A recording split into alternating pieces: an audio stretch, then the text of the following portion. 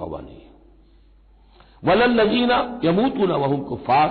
اسی پر قیاس کر لیجیے جو مر بھی گئے کافر کفر کی حالت میں، ان کی توبہ کا کوئی سوال ہی نہیں۔ اولئک اعتدنا لهم عذابا الیما، ایسے لوگوں کے لیے تو ہم نے دردناک عذاب تیار کر رکھا ہے۔ یا ایھا الذین آمنوا لا یحل لکم ان ترثوا النساء کرہا،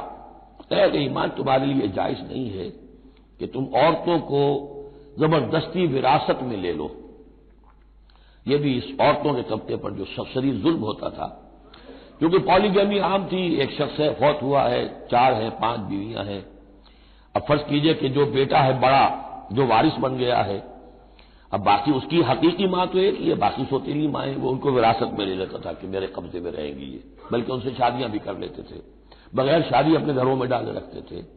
یا پھر یہ کہ اختیار اپنے ہاتھ میں رکھ کر ان کی شادی کہیں کرتے تھے تو خود مہر لیتے تھے، اس طرح کے معاملات کرتے تھے، عورتوں کے ساتھ یہ ظلم ہوتے تھے۔ یا ایھا الذین آمنوا لا یحل لکم ان ترثوا النساء کرہا، اہل ایمان تمہارے لیے جائز نہیں ہے کہ تم عورتوں کے وارث بن بیٹھو زبردستی۔ ولا تعضلوهن لتذهبوا ببعض ما آتيتموهن، اور نہ تمہارے لیے یہ جائز ہے کہ تم ان کا راستہ روک کے رکھو انہیں، تاکہ تم واپس لے لو ان سے جو کچھ کہ تم نے انہیں دیا ہے۔ اب نکاح کیا تھا اس وقت تو بڑے چاؤ تھے اور لان تھے اور کیا کیا دے دیا تھا، اور اب جو ہے اس سے وہ واپس ہتھیانے کے لیے طرح طرح کے ہتھ کنڈے استعمال ہو رہے ہیں، انہیں تنگ کیا جا رہا ہے، ٹارچر کیا جا رہا ہے، ذہنی طور پر تکلیف پہنچائی جا رہی ہے۔ الا یاتین بفاحشۃ مبینہ، ہاں اگر کسی سے صریح جو ہے حرام کاری کا فعل سرزد ہو گیا، اس پر تو زیادتی کی جائے، اسے کچھ سزا دی جائے، جیسے کہ اوپر آ چکا ہے فعذوہما، اس وقت تو اجازت ہے۔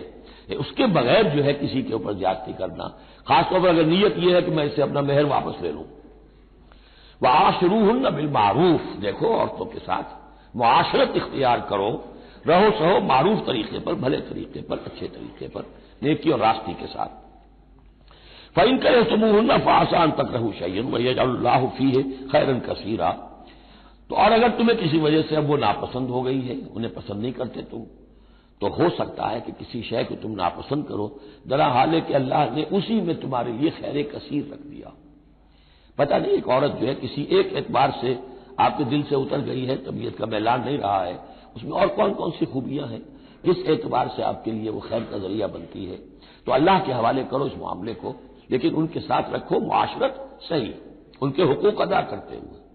ہاں اگر معاملہ ایسا ہو گیا ہے کہ ساتھ رہنا ممکن نہیں ہے تو طلاق کا راستہ کھلا ہے، شریعت اسلامی نے اس میں کوئی تنگی نہیں رکھی ہے، یہ کرسچینٹی کی طرح کا کوئی غیر معقول نظام نہیں ہے کہ طلاق ہو ہی نہیں سکتی، وہاں یہ کہ طلاق کا راستہ کھلا ہے۔ وَإِنْ أَرَدتُّمْ اسْتِبْدَالَ زَوْجٍ مَكَانَ زَوْجٍ، اور اگر تم نے فیصلہ ہی کر لیا ہو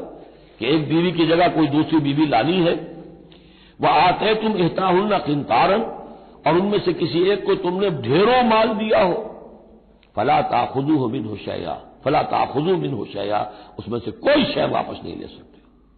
جو مہر دیا تھا وہ ان کا ہے، اب اس میں سے کچھ واپس نہیں لے سکتے۔ أَتَأْخُذُونَهُ بُهْتَانًا وَإِثْمًا مُبِينًا، کیا تم لوگے وہ مہر واپس ان سے ناحق اور صریح گناہ کے طور پر؟ فَكَيْفَ تَأْخُذُونَهُ، کچھ عقل کے ناخن لو، کچھ شعور اور کچھ شرافت کا ثبوت دو، کیسے ان سے وہ مال تم واپس لینا چاہتے ہو؟ وَقَدْ أَفْضَىٰ بَعْضُكُمْ إِلَىٰ بَعْضٍ، جبکہ تم ایک دوسرے سے مل چکے ہو، تمہارے مابین انتہائی قریبی رشتہ جو بھی ہو سکتا ہے دنیا کا وہ قائم ہو چکا ہے۔ وَأَخَذْنَا مِنكُم مِّيثَاقًا غَلِيظًا، اور وہ تم سے بہت گہرا قول و قرار لے چکی تھی۔ اب قول و قرار ہوتا ہے نکاح کے وقت، ان میں ذمہ داری لیتا ہے مرد، کوئی ایک وہ بھی ایک کانٹریکٹ ہے۔ وَلَا تَنكِحُوا مَا نَكَحَ آبَاؤُكُم مِّنَ النِّسَاءِ إِلَّا مَا قَدْ سَلَفَ، اور جو تمہارے باپوں نے جن سے نکاح کیا ہو ان سے تم نکاح مت کرو۔ جو میں نے کہا تھا نا کہ جو سوتیلی مائیں ہوتی تھیں ان کو وہ اپنے نکاح کر کے گھر میں ڈال دیا یا بغیر نکاح کے ڈال دیا، وہاں بھی اس معاشرے میں بھی اس کو کہتے تھے نکاح مقت، بہت ہی برا نکاح ہے۔ فطرت انسانی تو اباح کرتی ہے لیکن رواج ان کا تھا، یہاں قرآن مجید نے آ کر اس کا جو ہے سختی کے ساتھ سدباب کیا۔ وَلَا تَنكِحُوا مَا نَكَحَ آبَاؤُكُمْ، جن عورتوں سے نکاح کیا ہو تمہارے باپوں نے ان سے نکاح نہ کرو، مِنَ النِّسَاءِ إِلَّا مَا قَدْ سَلَفَ، سوائے اس کے کہ جو ہو چکا، إِنَّهُ كَانَ فَاحِشَةً وَمَقْتًا،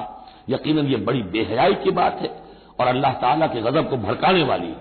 وَسَاءَ سَبِيلًا، اور بہت ہی برا راستہ ہے۔